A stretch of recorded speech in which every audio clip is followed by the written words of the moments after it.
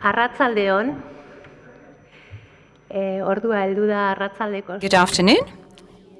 It's time to start this afternoon session. And I'm finding it difficult to start speaking now, so I do apologize. It's always been said on this kind of occasion that it's a pleasure to introduce the people that we're going to introduce now. But on this occasion, I really do say that from my heart. It is an honor, it's a pleasure for me to be able to introduce to you Professor Lola Pons, who's come from Seville.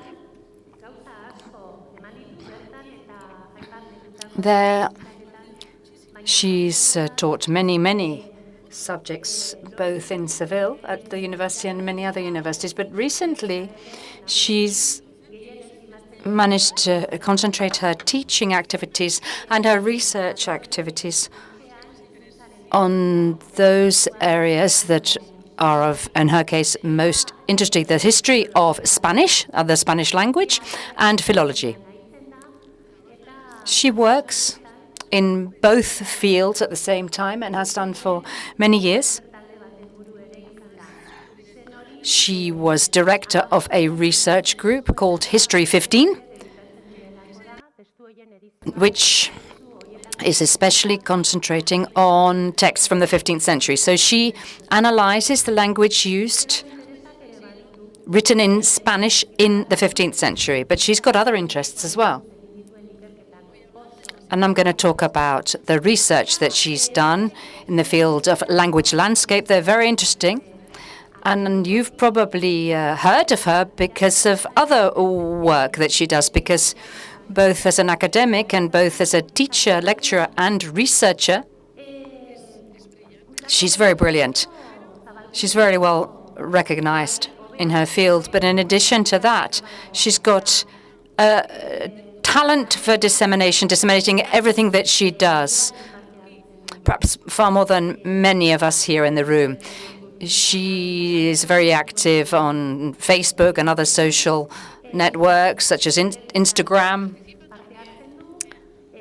She also has appeared on television, on Channel 2 of Spanish television, and also has spoken on many radio channels. So she is here to disseminate the story of the Spanish language.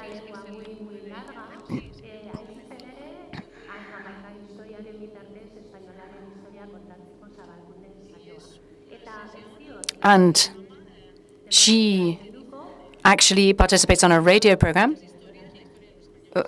and she disseminates the history of Spanish on that radio program. So I'm not going to say any more. I'm just going to hand over the floor to Lola. Thank you so much. And thanks to the organizers for organizing this conference and having invited me. It's a pleasure for me to be able to come back again to this city at the on the very happy occasion of a magazine that's reached the ripe old age of 50. So thank you once again and congratulations. I should like to say, and you can see the title of my talk, and I'm going to start with this photo, which has nothing to do with Latin or historical linguistics, but it's related to the place that I come from, Seville. Because I thought it was a nice way for you to see. One of the streets in my cities is called the Wall of the People from Navarre. And it's a well-known street because it's a part of the Old Quarter. And in this part of the Old Quarter, fighters from Navarra helped Ferdinand III to siege the city, and that's why this street is called the Wall of the Navarre People. Seville, in the 13th century, was actually called Gazolas in the Middle Ages, in honor of the bishop, Bishop Gazolas. So with this just reference to Navarre, I wanted to start this talk, which I'm going to look with you about into the research that's been made in several years about the relationship between the history of Romance languages and Latin. And I'm going to concentrate on a recent research work regarding different discursive markers and other lexical items that provide us with textual cohesion and that have forced us to review the idea that we have of how we relate to Latin beyond the Middle Ages. And I'm going to refer in this piece to several works. And Romania is actually a communicative space with Latin, in fact, right up to contemporary age, all in modern age. And I'm going to talk in this speech today about neo-Latin, that is Latin after the 16th century, and the specific place of grammar and society and facts that reflect social use of language and what happens with these linguistic changes and how it's related to that. The relationship that Romance languages have with Latin throughout the history has been studied, analyzed, and observed. The nearer you get to the origins, in fact, it's considered one of the foundational works entitled Estado Lingüístico of the Peninsula Ibérica until the 11th century. And in this piece, there's a backbone in the explanations. You've got the relationship between the different Romance languages, either through loyalty or through separation, what their relationship is with the mother tongue during this era, which is considered the initial era of history. After this contribution by Pidal, which is key in the history of Hispanic philology, I'm not going to be exhaustive, I'm not going to be thorough here, but also there's been research into the relationship between Basque and Latin, or Basque and Romance tongues. And in fact, the magazine that we're paying homage to today, Fontes Linguae Vasconum, also talks about it. In the column 1, you can see one of the references to items published in Fontes about Basque language, and in 2 you can see a selection of works about early Romance language and the Basque language. So these are works that have been read and that are read in Hispanic philology, and with the nuance that, of course, things change over time, and scientific research still considers these items of relevance. We could also refer to research about the relationship between Romance and Latin. And there, you've got the relationship between spelling and pronunciation. At the time of origins, we've always spoken about functional domains where the relationship between Latin and society is is closer, for example, in legal and ecclesiastic fields. Always trying to find in these professional settings people that were well versed in Latin schools and that were forced to then pronounce openly, orally, this language because they had customers that had to understand the contracts that they'd signed, or because they had to receive some kind of a sermon in Latin. And there are 2, and I'm showing this in the slide now, the 2 axes that have attracted a great deal of debate. Firstly, this idea from Pidal, it's a bit of a risky idea that there's a sort of a vulgar Latin in Leon, in the Kingdom of Leon, which is characterized by the phonic romancing of expression of all those terms that actually didn't appear in Romance language.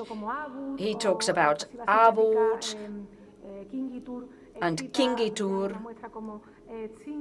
which is written as singidur. And Pidal also says that what isn't conserved in speech at that time was actually conserved in Leon and was transformed from a kind of a vulgar Latin. The idea that this is a population that comes from the south, use an Andalusi Romance. And Pidal links all of these forms to ignorance of Latin and its drying up, therefore, of this vulgar Latin by the Cluniac reforms in the 12th and 13th centuries. And this is also another idea of Pidal's which has been heavily debated in Hispanic philology and is not very accepted, at least in Spain, is what's called rights hypothesis. This professor from Liverpool questioned the existence of Latin and Castilian as two different languages during the 11th century in the peninsula. And this implies rejecting, in fact, the existence of loan words that had come from Latin or academic or learned words before the 11th century. According to him, the difference that we make today between Latin and Romance language doesn't actually come about until after the Carolingian reforms of 800 BC. Which can sometimes be called early Romance on Proto-Romance. What we're seeing is that we're not just talking about the relationship between spelling and pronunciation, but the date that we give to Romance language. And for Pidal,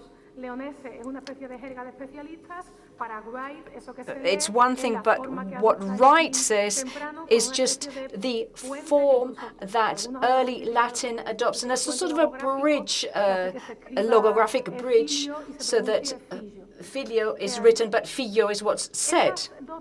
These two theories obviously don't cover everything that's been written about Latin and Romance, but they do account for a lot of the debate. And other ideas that have emerged are hardly mentioned in bibliography. For example, the date of Romance language was spoken about in Ludger and Van Udfanga and Banyard and Thomaset.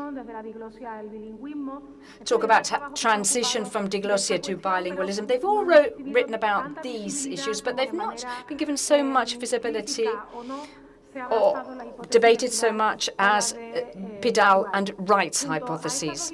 Together with these two hypotheses, very little has been said in philology about the approach between Romance and language from historical sociolinguistics,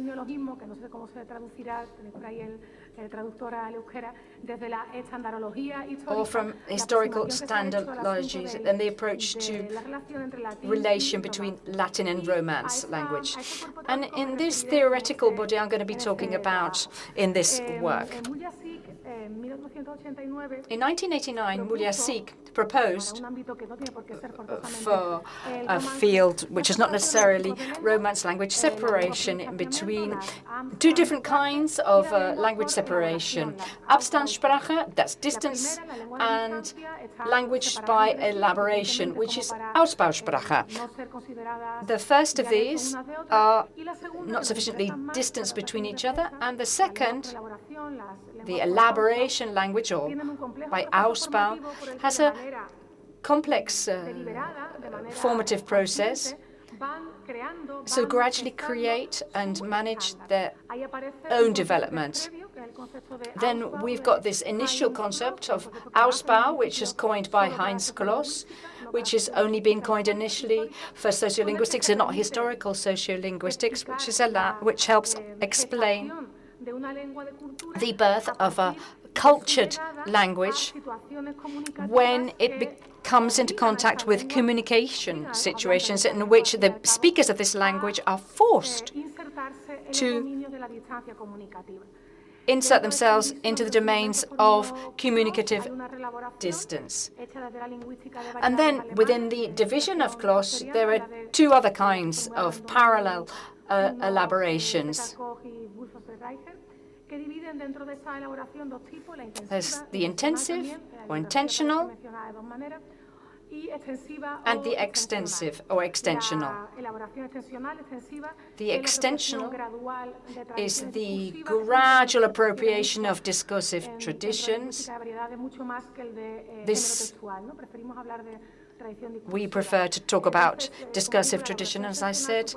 Extensional elaboration is there, and also this forces also into the intensive elaboration, which is gaining resources, that is acquisition of markers, complex development of informative structures in lexical, the intensification of production of abstract nouns. There's a whole series of elements which are related to the elaboration of a language when a language reaches this discursive communicative distance. If you apply this to Spain, into Spanish, in the Alphonsine age, there's this we've got this process of spelling, of writing down Spanish. This is consolidated of how we sound, how it's spelled. But the elaboration goes on, and it's from then onwards where history is less unknown to us, or at least less when these kind of values are applied. There've been elaboration in the 15th century when Spanish became a lyrical language, and then you've got the Alphonsine age,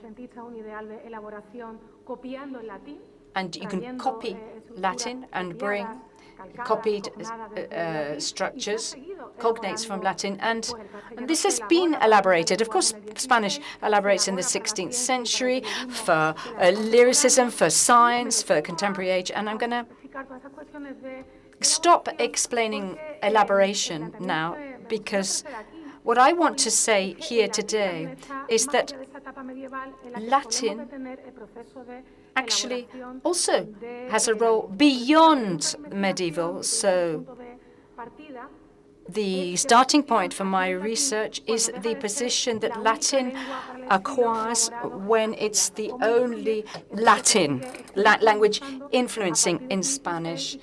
And it's still used from the 16th century, and we still call it Neo-Latin. And to respond to this question, I've used the example of discursive markers. It's a change, a linguistic change, which is very useful to explain this question. As you know, there's a lot of study about this. Diachronic studies on the history of discourse particles in the Spanish language have revolved around two main themes. On the one hand, case studies of particles or groups of particles used in a specific period have been carried out, while on the other, the origin of current discourse particles, especially conversational ones, has been sought in medieval texts. These discursive particles can indicate all sorts of different things. A community can reply legitimately to this. So these kinds of conversational markers have the ones that have been most studied. And to study these kind of elements, we've used continually the theory of grammaticalization. And I agree with what Professor Gorrotxategi said when he said that when you study grammaticalization, you use this and labeling for phonetic change for your analysis, and then you insert this labeling into what technically is called a cline.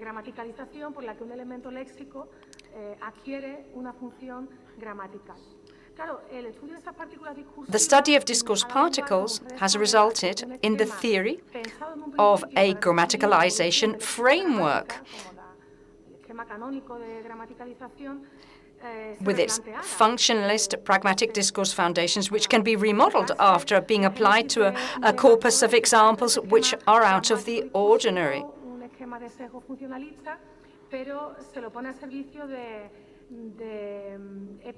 And it's used to explain the genesis of elements that are actually discursive.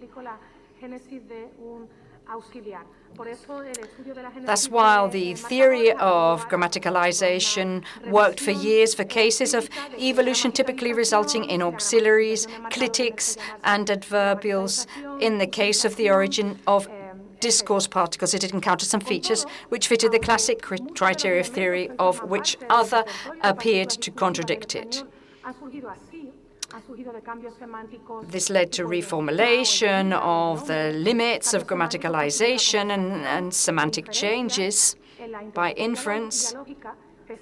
Despite this, there are other discourse particles that didn't emerge in this one. That's why I think we need to look at the social dissemination for any sort of linguistic change without, of course, rejecting the relevance of the theory of grammaticalization.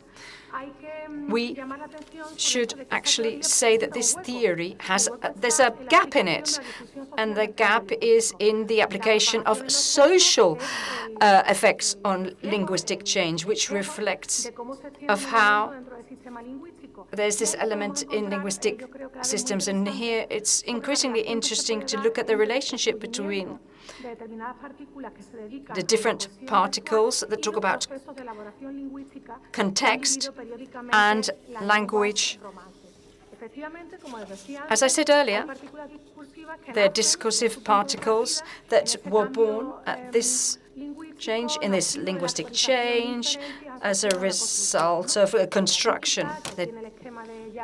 And here in Jakovic, this goes from the bottom upwards, or for other reasons. But there's another alternative to this conventional way of particle emergence. These are just markers which, through an Ausbau process, reach the language directly. They are integrated with their values, with their meanings, already conformed. So they come from the above. You can't check the change in a semantic difference. There's the significant codification of everything, but they appear. They're sort of alone, as we'll see in text, and they appear because there's a discursive tradition, a new discursive tradition, which requires this marker. This marker is adapted and translated from one language which already exists. In fact, there's a part of discursive particles, and there's another which comes through elaboration process. It comes from above. And it's through this loan where you get this profile, a conventional profile, a conceptual profile, which is different and which is linked to writing and which is socially disseminated from the top downwards. These kinds of changes has happened in several languages, but it's very fruitful to apply it to European languages, and between the Middle Ages and around the 18th century and the linguistic elaboration projectly found in Romance languages. Many grammaticalizations of discourse particles have as a starting point a semantic change resulting from updated inference linked to a specific construction.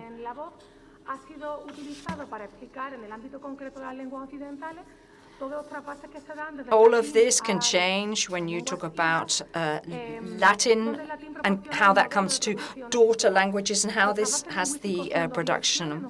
We have a linguistic basis in two directions, i.e. from Romance to Latin, and as well as from Latin to Romance. And this isn't just something that you see in Romance language. It's also been seen, for example, in discursive cohesion structures right from Latin even to English. So the language families aren't an obstacle for these changes. It's a sort of a corpus which is shared. You've got a religious text, philosophical text, theology, speculation, the influence of Vulgate defines a linguistic area which transcends the genealogical family of Romance languages, and in which Latin is a model of intensive and extensive elaboration.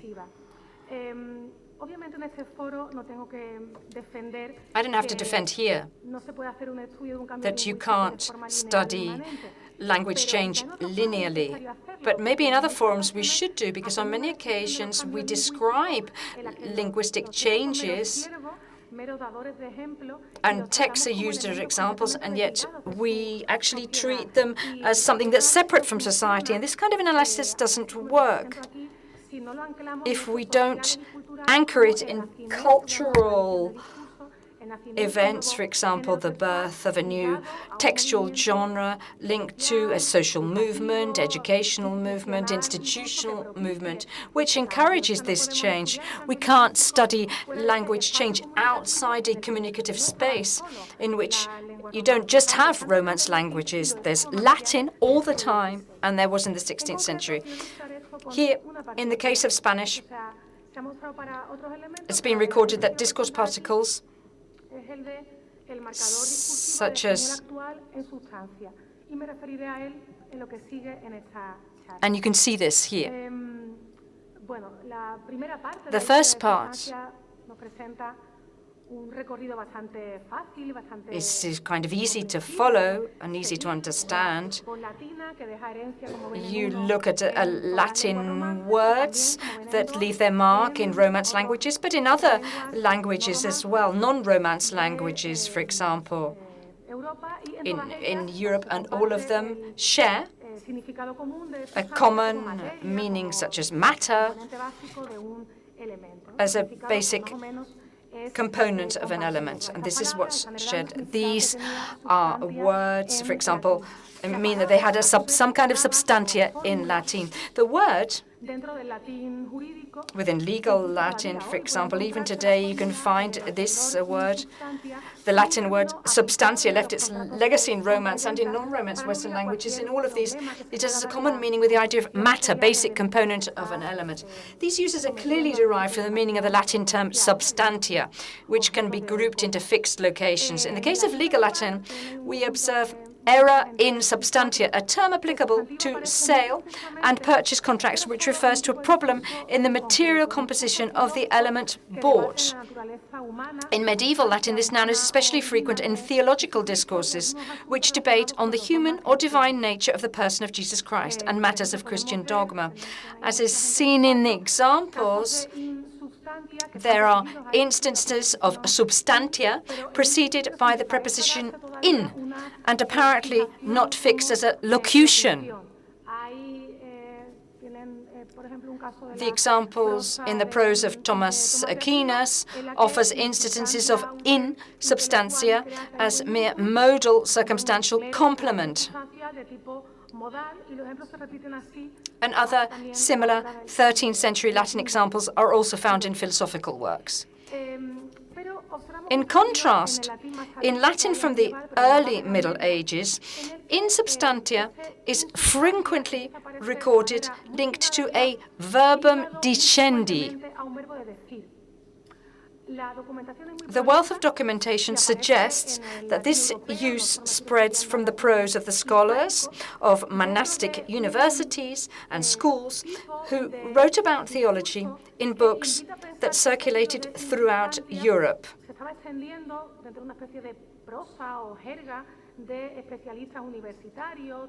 Latin is a universal language of culture in the Middle Ages, and it invented a locution which Latin continued to use profusely.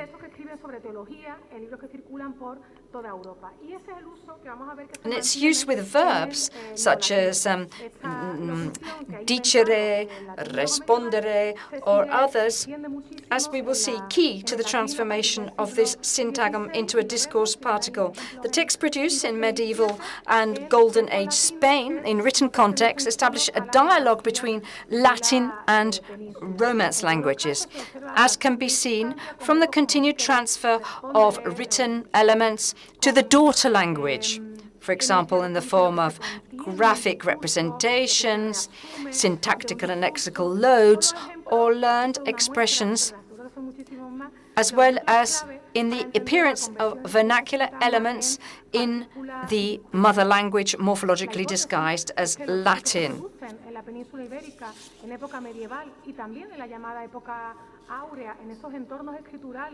As said, this happens in medieval and Golden Age Spain. And these texts lead to the transfer of very structural elements, such as discourse markers that join the language. If you look at what happens in current Spanish, you've got words that belong to the lexical family of sustancias, such as sustancial, sustancioso, sustanciar. It can be written in two forms in Spanish. So it's recognized that even today, these can be used, and with the etymological consonant group sometimes simplified to S alone, despite the fact that the most frequent phonic use in Spanish, as stated in the Spanish spelling system, states that simplified spellings are recommended. But in the end, this doesn't happen in forma nor in sustancia, in these two expressions. Together with this, which we find quite frequently, there's another which can be labeled as discursive. For example, number 11, where en sustancia is used in Spanish with two possible functions. It can act as a circumstantial complement affecting a verb or a noun with a construction where the noun sustancia has preserved its full meaning, and this can be seen in the cases in the examples. And in these examples, en sustancia is equivalent to the adverb substantially or in depth. Equally, sustancia is not a particle when it refers to the content of something contrasted to its form. Another use allowing the construction to be labeled a discourse particle is that in which en sustancia presents the subject of the discourse. It appears in as the nuclear, basic, or most important idea of something indicated previously or subsequently. The example 12 gives us an example of this. Here you can see what it says. We've got sustancia, the word, coming. But sustancia appears once again. It can be used in current Spanish as a sort of strengthening arguments that specifies what's been said and makes more precise what's been said. It's not paraphrased. I'm going to read example 13.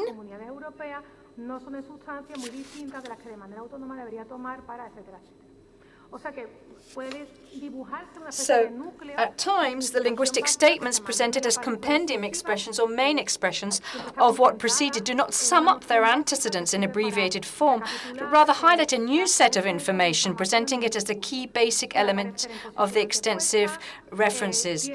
Given its generalizing nature in modern Spanish, en sustancia, this expression can reinforce the argument which precisely specifies what has been said, and thus can be paraphrased by en realidad or en el fondo. You see that also in Portuguese. And in Catalan, it has the same meaning. We've got en sustanza in Italian, and this obviously makes us think that we should try to seek Latin as predating the history of these discursive markers. What happens in Spanish? In Spanish, the word substancia is a learned word recorded from the 13th century by writer and cleric Gonzalo de Berceo, and here it means matter or an essential part of something. And we find this form combined with the preposition en in a wide number of examples, particularly in the 15th century, and sometimes in specialized form in treatises on medicine or philosophy. You can see that in example 14. Aunque parecen templadas en cualidad a primera vista, hacía caerse al aire de ser enconado su sustancia, maguer que non pequen en cualidad. Si por aventura discerdes como puede ser corrupto. Just reading the quote off the screen. El ejemplo de 15 también es del mismo tipo de discurso. The example number 15 is the same, but it's very, very specialized in, as I said earlier, specific discourse. So in the 15th century, 3 special uses of the syntagm on sustancia can be distinguished. Firstly, the noun itself, outside and inside a prepositional construction, is often found in theological discourse, particularly in explanations of the material nature of divine beings and the dogma of the Trinity, 3 beings but one en sustancia. And secondly, we can identify numerous examples in texts offering technical explanations for issues relating to the production of medicines, treatment of plants, with healing purposes, or similar. Here we can see this on the screen, in the text that I'm showing on the screen. De todas estas obras clásicas que se estaban recuperando en Italia, una especie de prehumanista, si ese nombre se puede utilizar. Should be noted that in the 15th century, this noun was rarely found outside these universes of discourse, so it can be clearly stated that the noun was traditionally found in the discourse of specific types of text in circulation in the Spanish early Middle Ages. It's, of course, once again linked to this idea of saying. And I'm going to read Article 18. She's reading from the screen, Article 18.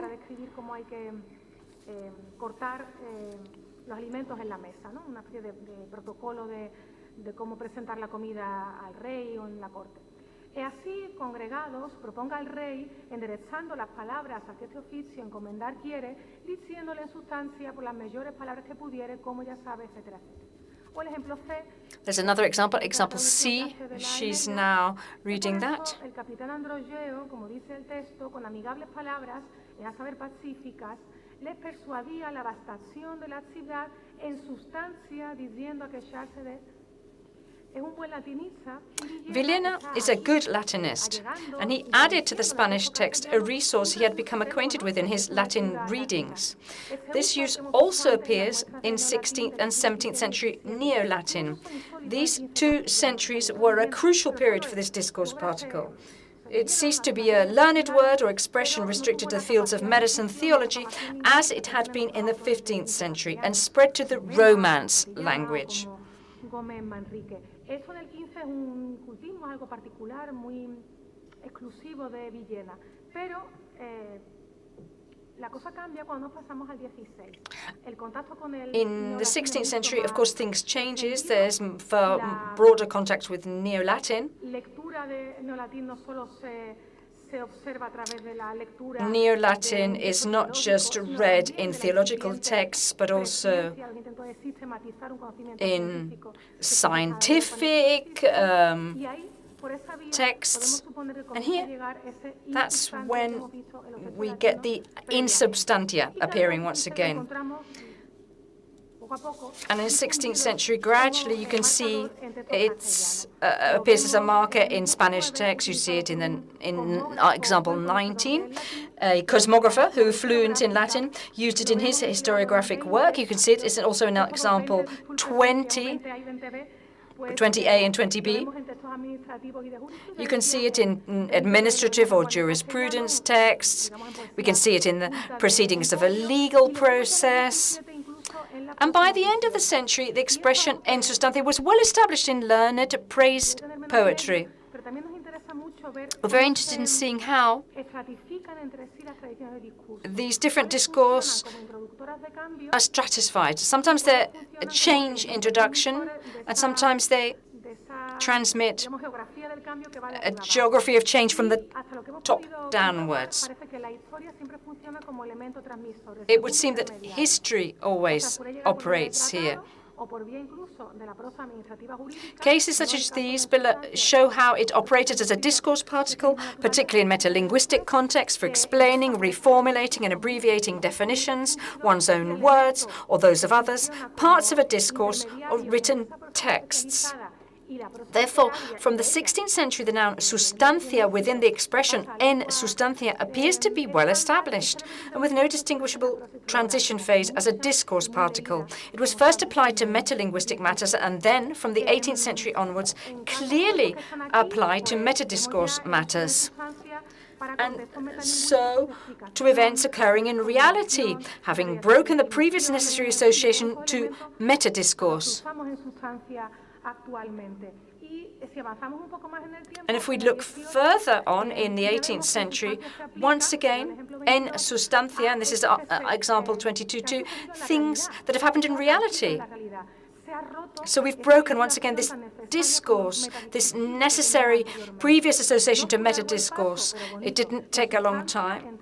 She's reading the quote.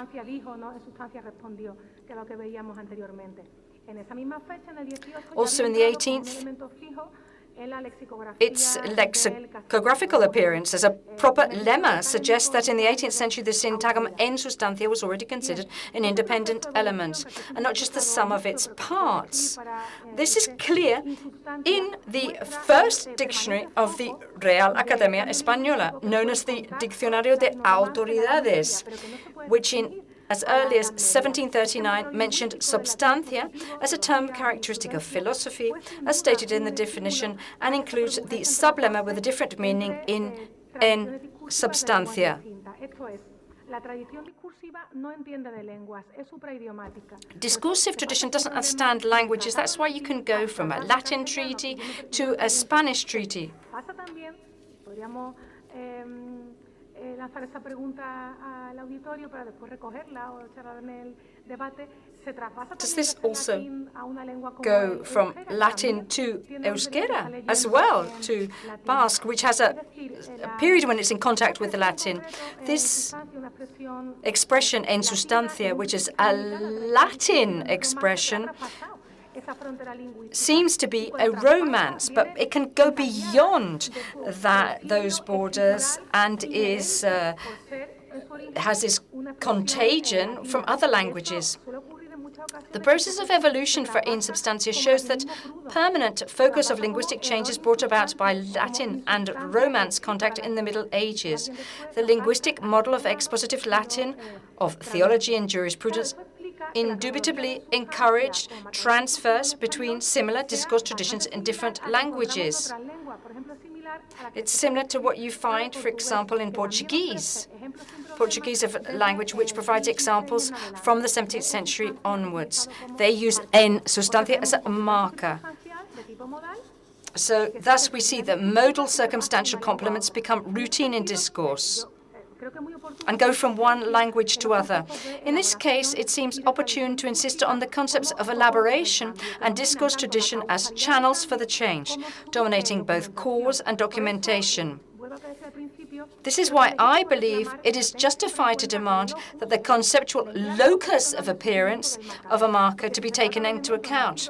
If these markers result from the dialogic interaction giving rise to discourse uses, their inferences place them in communicative immediacy. However, where markers are not the result of interaction or spreading from below, but rather have arrived in text from above, these can be placed in the conceptual locus of communicative distance.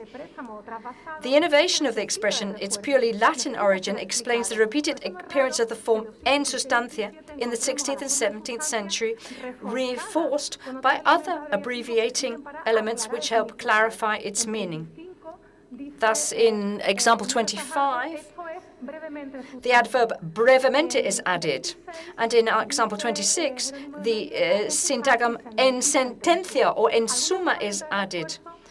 One of these reinforcing variants is taken from Latin itself, and its history continues up to the present day. And it can be found copied in other European languages. I'm going to finish soon. Here we've got more examples of en summa y sustancia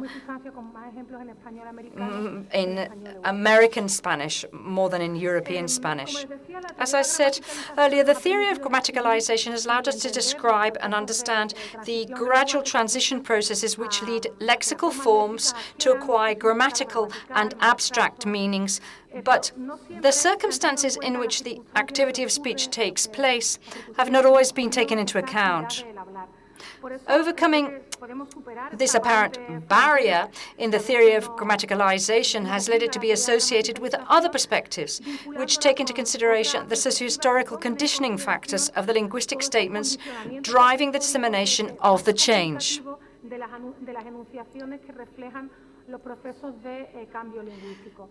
The studies carried out confirm that the processes of idiomatic elaboration, that's 13, 15, 16, and 18 with scientific prose, can lead to the enrichment, consolidation, and purification of the processes for discourse construction. Such enrichment benefits fully from the resources of the mother language.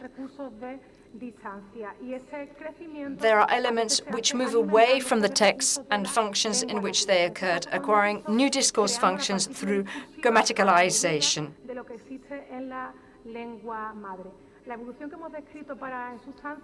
It also borrows from the resources of medieval Latin language, in this case, creating the discourse particle tailored to the mother language. As a discourse particle, the evolution described for en sustancia shows how a learned form brought directly from Latin has two already pre-existing meanings in Spanish, one more specific and another more abstract and derived from the first.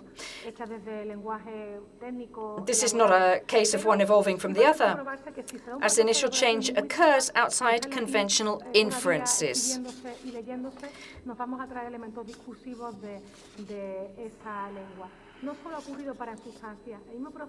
We cannot assume that all the markers emanating from communicative distance are the result of loans, as they are also grammaticalizations of elements characteristic of elaborated, restricted, or highly technical varieties. It appears that processes of idiomatic elaboration tend to lead to enriching, purifying, and consolidating the procedures for discourse construction. Pasa del tratado a la historiografía, de la historiografía a literatura, muy tarde, en el 19, y de la literatura a la For this reason, we resort to resources from the language itself, which go beyond the texts in which they were used and over time acquire discourse functions. The same goes for words such as esto est and id est. A couple of years ago, I spoke about the term respecto a. Respecto a has been copied from Neo-Latin, and the same goes for vale decir. In these cases, in medieval Latin or in Neo-Latin, this is the base of discursive particle. I'm going to return to the title of my conference.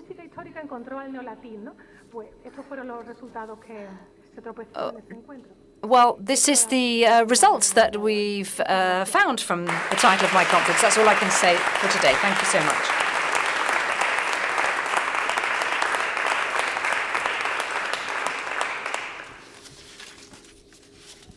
badauzkagu 8 minutu galderak egiteko nahi izan ezkero. We've got 8 minutes for any questions. Sorry, I had to speed up at the end. I apologize for that.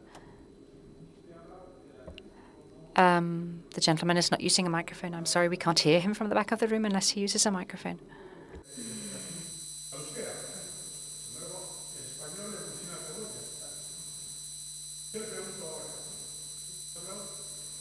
We will interpret her reply, though.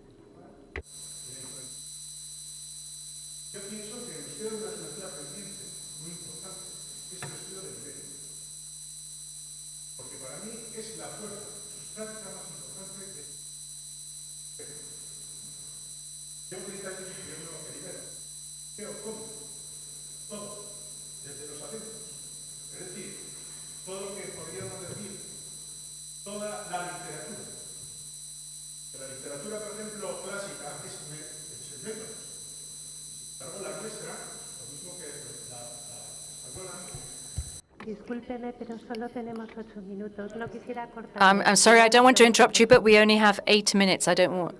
Could you please get to your question? And if somebody could pass this gentleman a microphone, we more than happily interpret.